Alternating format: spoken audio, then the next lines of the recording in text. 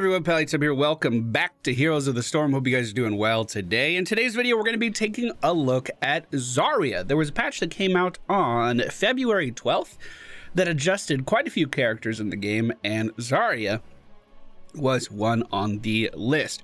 It seems like they've improved her Q build a little bit by taking one of her level 16 talents. It was called Plasma Shock, and just tying it in with, what was it, a level 7, the pinpoint accuracy. So now Particle Grenade deals 30% or 30 more damage and slows movement speed by 25% for 2 seconds. So you get the best of both worlds with that. I typically really enjoy playing auto attack Zarya, where you take Feel the Heat to the limit, and you just hold your ground and keep auto attacking. It's really, really fun, but we'll give grenade build a try for today.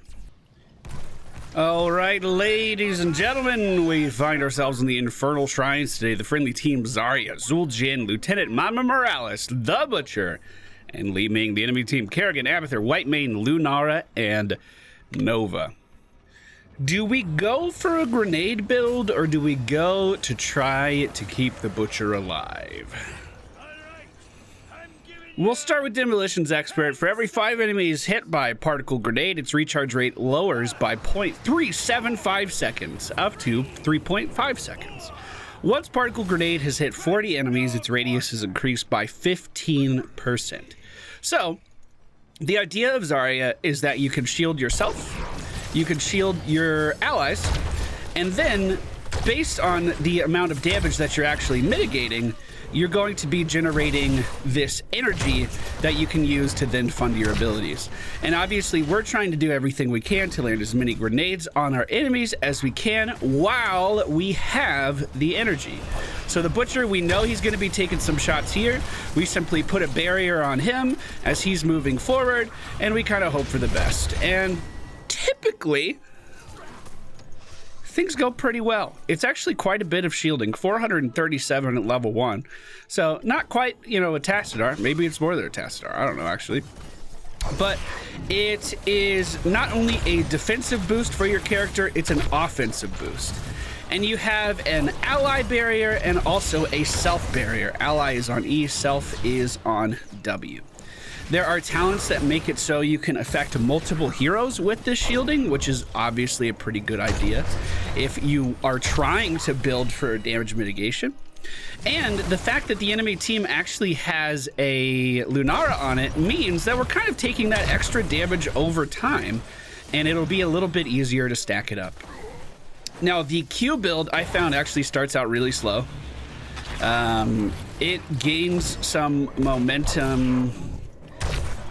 I guess at level 7 is when it starts to gain some momentum, especially now that that talent is so supercharged. It's 2 talents in 1. But at level 20, it gets to the point where not only do you have all of this regen stacked, but you're also going to be, we can go in and eat some towers to get free charge, and that'll help us clear the lane a little bit faster. You know, we could do stuff like that.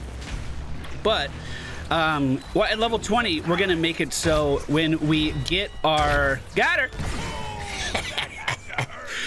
When we get our charges back on our Particle Grenade, right now we have 4 charges and they come back 1 at a time. Eventually, we're going to get to the point where we could get all of our charges back if we decide to go down that route. So it means we can spam a lot more. We saw Nova coming in, thought she was going to be bursting me down a little bit, so we just tapped our W, gave ourselves a little barrier. Turns out we didn't really need it, but that's okay. It is difficult to actually shield at the right time, and the grenades themselves do have a oh my god, these mines, the grenades themselves do have a pretty substantial travel time as well, so you really do have to lead your target and play well to get the most out of this build. That's another one of the reasons that the auto attack build is so easy. You stand still, if someone hits you, you press your W and you hold your ground. Now, unfortunately, he didn't take any damage there. It's going to be 10 seconds before I can shield an ally again. Mama Moral's coming into the fray. The Butcher now joining us as well. The Butcher moving in. We're definitely going to shield him right now and start sending out some Qs. Will these Qs actually secure any kills? Probably not. but it doesn't hurt to throw them. We actually got a pretty substantial amount of energy there. We're just going to kite back and help out with the objective. Now we see Dingo taking some damage. We're going to try to hit Lunara on the way out, and we are successful. But because of Whitemane's healing, not enough to secure the kill. So I'm just going to hold my ground here. We'll shield the Butcher as he's moving in. Fire off some grenades on the target that he stuns. He really is locking targets down really, really well for me, actually. God, I was afraid I'd be too rusty, but this team is actually not that bad for a Zarya setup. And the enemy team is not that bad to go against a Zarya, which is certainly nice. We'll go ahead and shield him. I know he didn't commit to that, but he was in kind of a forward position. We can finish this off, no problem. So we need 14 more region globes. There's 2 right here. 12 more region globes. There might be one in the lane. Yeah, we can get it. So that's not a bad chunk right there. We see Li Ming heading up to the top lane to soak XP. That's good. Being mindful of XP, always good. We're going to pick up Pinpoint Accuracy. Particle Grenade deals 39 more damage and slows movement speed by 25% for 2 seconds if the enemy is hit by the center of the blast. So it's kind of hard to show when you have quick cast on. But it's like Brightwing now, right? Where there's a center to it. Just gotta make that up. Yeah, you see we did crit damage to the one in the middle. Dope, dude. Dope. Just like that, we've picked up a ton of region globes. The objective wasn't quite able to push down the bottom lane, but the enemy Abathur does not have a mule, so that's not the end of the world. Now that they're rotating back to middle, we'll just take bottom. Everyone on the enemy team is missing, so we do need to be a little careful about our positioning. We do see Lunara and Whitemane coming in. We're just getting free stacks here, no problemo whatsoever. I assumed they were going to focus Dingo a little bit more there, so we went back to shield him, but they actually kept most of the attention on me, surprisingly enough. Good Qs still hitting this enemy team every which way that they go, and with Mama Morals here, we're not even going to need to back up. Everything's looking fine. 5 more region globes to go to finish off our quest, and just 2 more Qs landed to finish off that quest as well. We'll go ahead and shield him. He's taking a little bit of damage. There are some builds for Zarya if the character piques your interest after watching this. She is one of my gold ringed characters, although I did that quite a while ago. Here's a shield for him. Beautifully done, lamb to the slaughter. Trying to move up on the enemy team's Whitemane here, and we are going to take her down with the help of the Butcher as well. That was really, really nice. Graviton Surge is probably the easier of the ultimates to use, and considering we're going to have Butcher lockdown, it might be the way to go. But Expulsion Zone did just get buffed in the last patch. It got a wider area of effect, which means we're going to be able to cut off zones from this enemy team significantly easier. After we shielded ourselves, we're just going to try to step out and shield Dingo to try to get even more energy off of this mercenary camp to help clear it a little bit faster. I don't know if I finished my previous thought or not. There are some talents in here that make it a lot easier to hold on to shielding. Maximum charge at level, or to energy. Maximum charge at level 1 just makes it so whenever you pick up a region globe, you get energy, which is really, really nice, and it increases your maximum capacity as well, I believe. Yeah. And then some other talents thrown in there as well that kind of just focus on keeping your bar of energy as high as possible so you can deal more damage. We're going to Expulsion Zone what I hoped would be some of this enemy team away. Kerrigan actually being cut off from her allies here. We're throwing some Qs. Is it enough to secure the kill? Yes, it is, and they are still trying to push through. We'll go ahead and give some shielding to our Dingo. Is it going to be enough to keep him alive? I don't think so. I could stay alive here, though. 2 regen globes. Beautiful. Trying to manage our cooldowns is obviously the most important thing on this character. Both shields are not always going to be available, and we're not going to be able to shield everyone. However, one thing that can really help out with our personal survivability is pain is temporary here at level 13. We can consume our energy that we have in place of another shield on ourselves. And that energy is that shield is also going to generate energy for our bar. So we can drop the shield whenever we need it and immediately start to get that energy back. Drop the energy whenever we need it. Friendly team is on the objective right now. Kerrigan pretty far up in the lane here. We can try to cut her off. Pretty bad ult. Pretty bad ult. I thought she would be running away. Now, we probably could have positioned that so it was blocking off that area, but that's really okay. 30 seconds left on the cooldown. It comes back up pretty fast. He's taking a little bit of damage up here, so we're going to take advantage of that energy. Lunara putting her damage over time effects on me. We love that. It's basically free energy. The friendly team on the objective here. We're going to shield the Butcher. Start throwing out some Qs as well. Kerrigan getting hit is going to be taken down. Abathur coming in as Lunara. We'll shield our Dingo, shield ourselves, and then back up. Honestly, there's no reason to be here. Now, if they were to re-engage, we could convert this entire energy bar into just a massive shield for our character. But there was no need for that. There's no need for that. They were actually playing pretty scared. We are a talent tier up on this enemy team, so it probably was justified that they were running away from us. Surprised the Butcher didn't engage there, to be quite honest with you. Go ahead and shield Dingo as he's taking some damage on the front line. 5 seconds until we're going to be able to do that again. Nice land. We'll go ahead and put the expulsion zone down right behind these guys as well. It did kick Kerrigan back, at least for a moment, and it is going to secure a kill. I don't feel terrible about my ult choice. We did it, dude. We made it happen. I believe the area of the expulsion zone was increased by about 10%. Oh, he's going in deep for that one. We do have a little bit of energy. Can we actually finish these guys off? You bet your fucking ass we can. The enemy team's keep is being completely demolished. How's the Butcher's quest going? 240 at the 10-minute mark. Going really, really well for him. We're actually moving into core right now. I'll just take some shots from that building. Wow, they're feeding deaths here really hard. This might actually be our chance to win. However, Mama Morals very far back from this front line that's taking a lot of damage here. Morals is going to be jumped on, and he's okay. Okay. All right, I'm leaving, boys. Good luck. May the force be with you. Good luck there under the core. I'm trying to live. Now, even before the buffs to Zarya, there were definitely instances where you could pick her up and have a pretty fun time.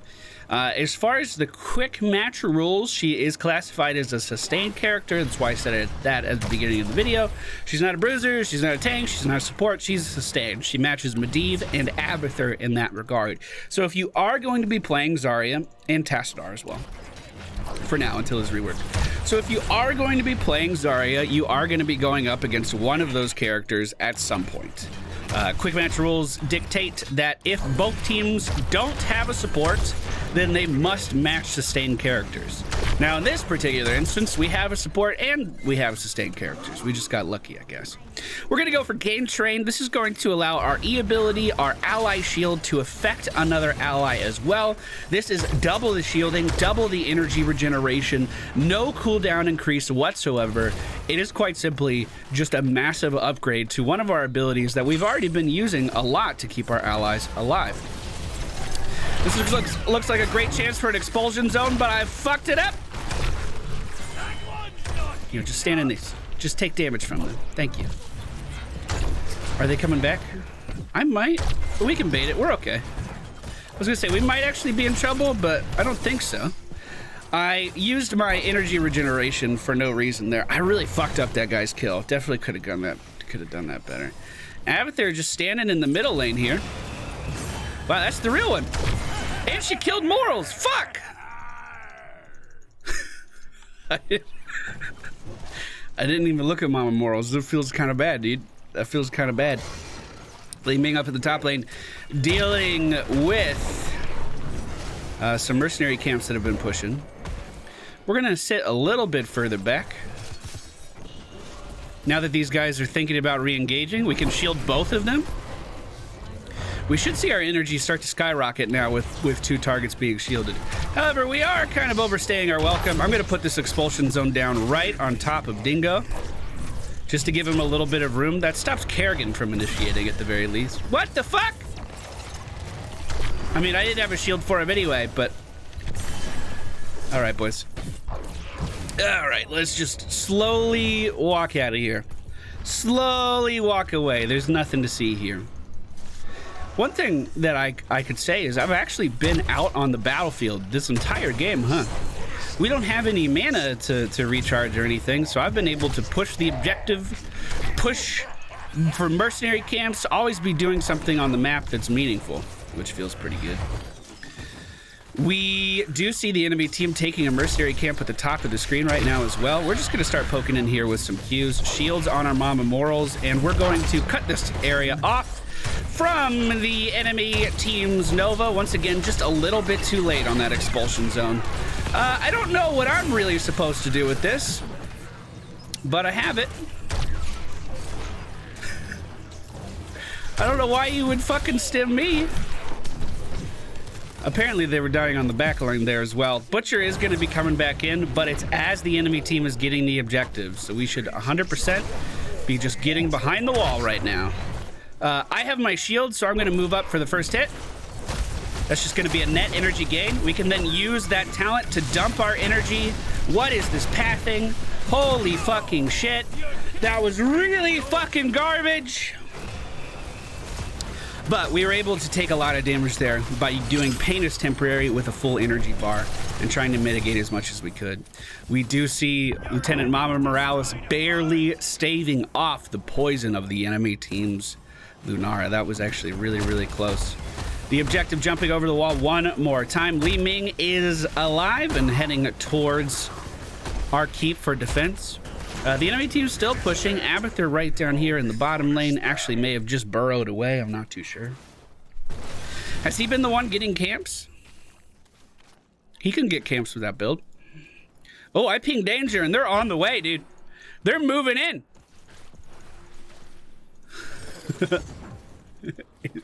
Oh, it was Kerrigan. All right, we're gonna be back up in just a moment. There we go. There's the stem on the correct target. She's not gonna make it out of that. My life for the mercenary camp. We are also going to see Whitemane staying a little too far as well. Unfortunately, I gotta clear this up. So I don't get to join in on the fun right now. I wish my ults have been a little better this game. I'm actually really disappointed in them. I would have been better off taking the gravity thing just based on my accuracy so far. At least with that, they could fucking walk into it. The main hindrance with Expulsion Zone is the travel time necessary. So you really got to position with Expulsion Zone in mind, and I simply haven't been doing that. We can take Grenadier now at level 20, and this is a massive, massive DPS spike for our character. This is going to make it so whenever we get one charge of Particle Grenade back, we're going to be getting 4 charges of Particle Grenade back, which means we can shoot all of our grenades, instantly get 4 back, it feels like, and then shoot all of those grenades. We can always be fucking shooting, which should be a pretty good damage spike. We've done 30,000 damage so far this game, actually pretty on par with the Butcher, even though he's gotten a lot of meat. We've also mitigated a decent amount of damage too. Nothing life-changing. The Butcher is by himself right now. Hopefully that doesn't come back to bite us. It seems like it's okay at the time being. The enemy team actually really hunkered down in the bottom lane, pushing that into our only... never mind, we have 2 tier 1 defenses still remaining. We could pretty easily push middle here if the team wanted to. Kerrigan split off to the top lane. I'm just gonna fire some Qs at this, dude. Get some energy from the Zarya moving in on me. We'll also use Pain as Temporary.